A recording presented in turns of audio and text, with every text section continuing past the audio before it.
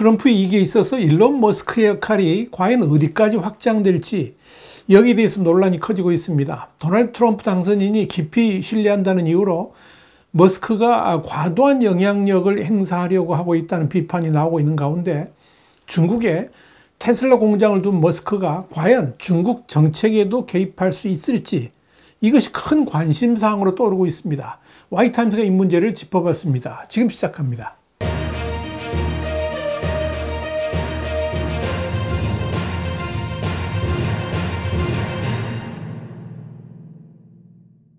미국의 소리 VOA는 15일 머스크가 중국의 희망대로 제2의 키신저가 될 수 있을까? 이런 제목의 기사에서 트럼프 전 대통령이 선거운동에 적극적으로 참여한 일론 머스크가 트럼프 2기 출범에 있어서 정치적 영향력이 급상승하고 있다 그러면서 머스크와 중국 정부와의 관계는 미중 관계에서 향후 그의 역할에 대한 논의를 촉발시켰으며 일각에서는 그가 중국이 원하는 제2의 키신저가 될 수 있다는 추측도 제기되고 있다.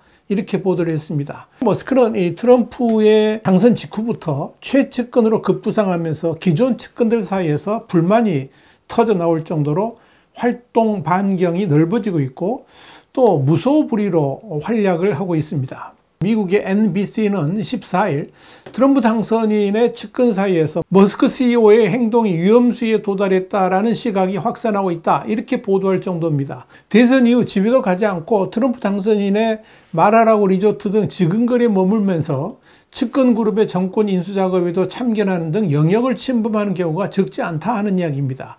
심지어 익명을 요구한 한 측근은 MBC에 머스크는 마치 자신이 공동 대통령이라도 되는 것처럼 행동하면서 그런 대우를 바라고 있다라고 말했습니다. 트럼프 당선인은 대선 승리에 크게 공헌한 머스크에게 차기 행정부의 비공식 조직인 정부 효율부 수장 자리를 맡겼습니다. 그러나 머스크는 연방정부의 효율성 제고와 예산 절감 등의 영역 외에도 모든 현안에 대해 자신의 의견을 개진한다는 확고한 생각을 가지고 있습니다. 그런 머스크에 대해서 트럼프 당선인은 전적인 신뢰를 보내고 있습니다. 사업체 경영도 제쳐놓고 선거운동을 도운 뒤에도 아무런 대가도 바라지 않았다는 취지에서입니다. 그런데 앞으로가 더욱 문제가 될 소지가 많은 분야가 바로 트럼프 2기의 외교 정책입니다. 사실 외교는 머스크의 전문 분야도 아니죠. 그런데 벌써 최근 이란 측을 만나서 양국의 관계 개선 방안을 논의한 것으로 알려졌습니다. 뉴욕타임스는 15일 머스크가 지난 11일 뉴욕에서 아미르 사이드 이라바니 주 유엔 이란 대사를 1시간 넘게 만났다 그러면서 이라바니 대사는 미국의 대이란 제재를 거론하며 머스크가 재무부로부터 제재 면제를 받아 그의 사업 일부를 이란으로 가져와야 한다고 제안한 것으로 전해졌다. 이렇게 보도를 했습니다. 그런데 이 만남도 이란 측이 아니라 머스크가 먼저 요청한 것으로 보입니다. 이는 최근 트럼프 당선인과의 밀착을 과시하면서 실세 입지를 굳히고 있는 머스크가 차기 행정부의 외교 정책에도 영향을 미칠 가능성을 시사한 것이어서 주목됩니다. 특히 이란은 그동안에 트럼프 당선인과 껄끄러운 관계를 이어왔었죠. 앞서 머스크는 트럼프 당선인이 대선 승리 후에 볼로디미르 젤렌스키 우크라이나 대통령과 통화할 때도 배석한 것으로 알려지면서 주목을 받았습니다.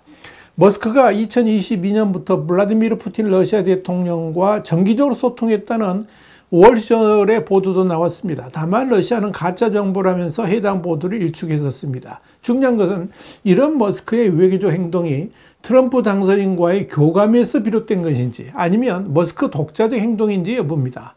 특히 이란 대사와의 만남이 만약 트럼프 당선인과의 교감이 아닌 상태에서 진행된 것이라면 머스크가 자신의 영역을 한참 넘어섰다는 점에서 두고두고 문제가 될 소지가 있습니다. 이런 상황을 지켜보면서 만면의 미소를 짓는 이가 있습니다. 바로 중국의 시진핑 주석입니다. 머스크가 제2의 키신저가 될 수도 있다고 판단하고 있기 때문입니다.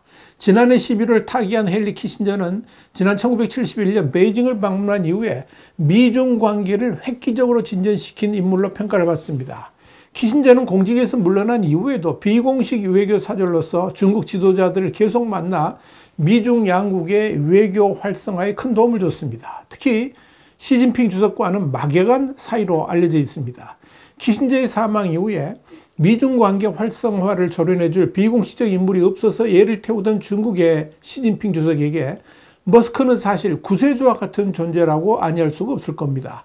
지금까지만 해도 중국 정부는 제2의 키신저가 될 만한 인물을 찾고 있었고 실제로 그런 노력들을 중국과 미국의 싱크탱크들을 통해서 수배하기도 했었습니다. 특히 트럼프 전 대통령이 이번 대선에서 당선되면서 강경한 대중국 정책을 펼칠 것이라는 우려가 중국 내에서 터져 나왔는데 그럼에도 불구하고 시진핑 주석이 믿는 구석이 있었는데 바로 머스크라는 겁니다.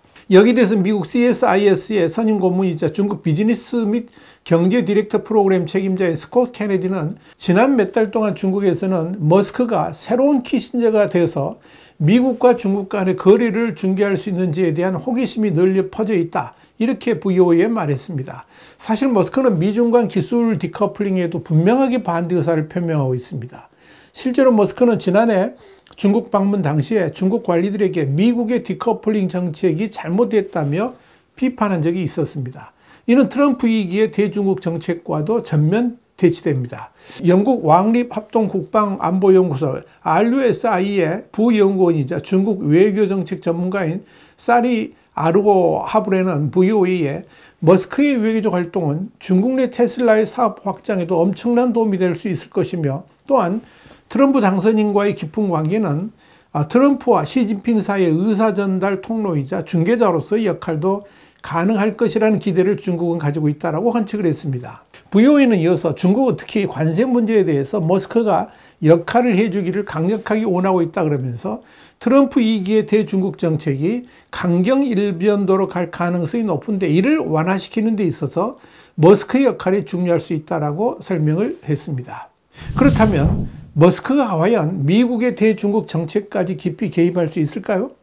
여기에 대해서 캐나다 토론토에 본사를 둔 전략 컨설팅 회사인 지오폴리콜 비즈니스의 설립자인 아비슈르 프라카쉬는 VOA에 머스크가 트럼프의 애정을 잔뜩 받고 있긴 하지만 중국 문제에까지 머스크가 영향력을 미치기는 쉽지 않을 것이다 그러면서 트럼프의 중국 정책에 대한 머스크의 영향력을 지나치게 기대해서는 안 된다라고 주장했습니다.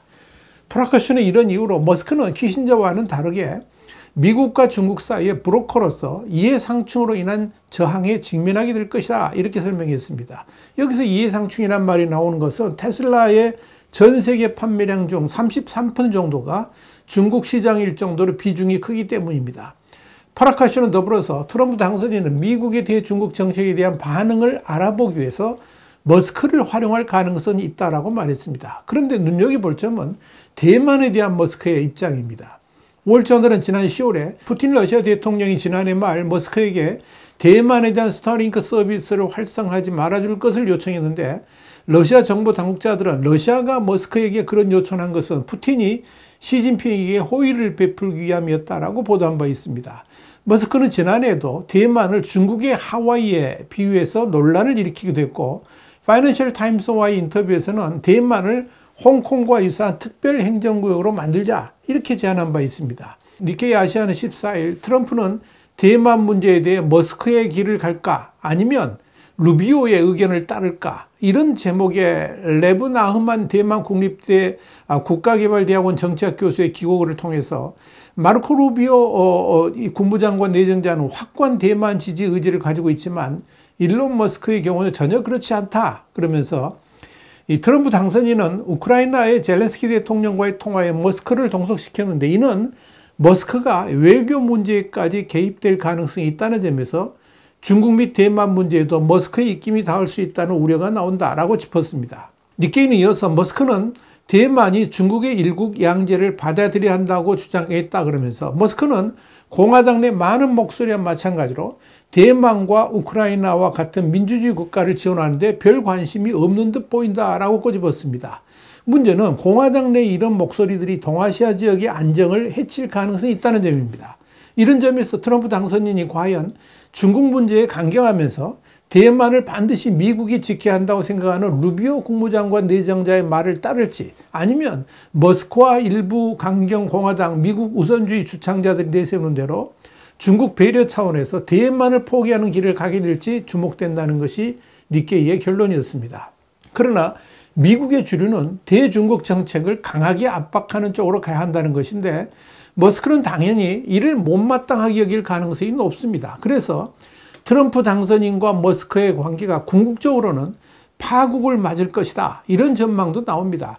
각자 개성이 뚜렷하고 야심 있는 두 사람이 장기간 우정을 지속할 가능성은 작아 보인다 하는 이유 때문입니다. 실제로 머스크는 지난 2016년 대선 당시에 트럼프를 비판했고 트럼프도 머스크에 대해서 정부 보조금이 없으면 무가치한 존재다 이렇게 비꼬는 등 두 사람은 원만하지 않은 관계였습니다. 그렇다면 트럼프는 과연 루비오를 따를까요? 아니면 머스크를 따를까요?